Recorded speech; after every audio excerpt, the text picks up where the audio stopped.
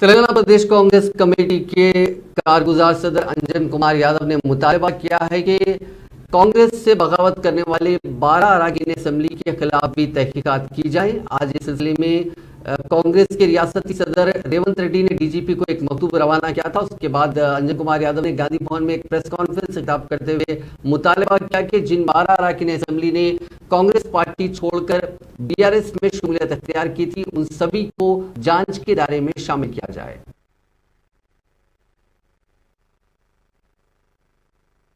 जने बीजेपी वाले 4 जने एमएलए को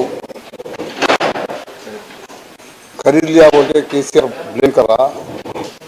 कांग्रेस को बीजेपी वाले करे या न करे नहीं मालूम, मगर तू तो इलेक्शन टर्न के वास्ते, इलेक्शन के फायदे के वास्ते, इलेक्शन में जीतने के वास्ते सिंपैथी का गेम खेला। तू तो कांग्रेस के ओरिजिनल सही तो जीत के कांग्रेस आज के नाम पे जीते। 12 एमएलए को तुम लेके मंत्री पद लेके, चेयरमैन देके, करोड़ों रुपए देके पार्टी में से लेके गया। उसका क्या है पूछना हम लोग। ये जो 4 लोगों को जैसा केस लगा है, ये 12 जनों के ऊपर भी लगा के उनके ऊपर भी इंक्वायरी करना सीबीआई वाले बोल के हमारा डिमांड है।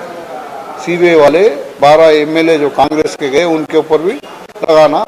इन्हों तो केसीआर पकड़ के बदनाम करने के काम कर रहा। उन्होंने दोनों एक ही है, सब ये माहौल बिगाड़ने के वास्ते गेम खेल रहे दोनों मिलके, कांग्रेस पार्टी को डैमेज करने के काम आए। कांग्रेस को पब्लिक में क्या हो रहा, तुम लोग जीता है तो भी भाग जा रहे बोले। कौन करा है? केसीआर करा बदनाम, कांग्रेस केसीआर करा, तेलंगाना दी सोनिया गांधी। इसलिए ही क्या पूरे लोग मर जा रहे,